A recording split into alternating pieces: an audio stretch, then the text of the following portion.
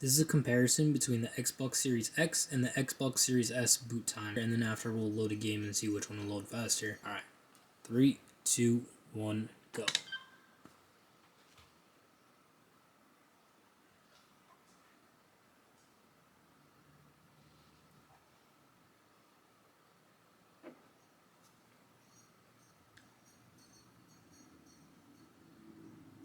Oh, and it looks like the Series X is coming up first.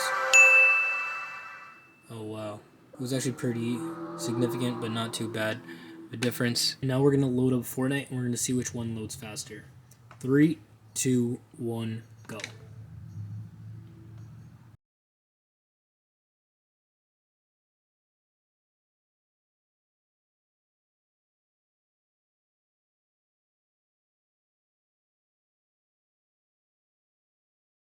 It looked like the Series X booted up faster in both tests. Not huge, but definitely a clear difference.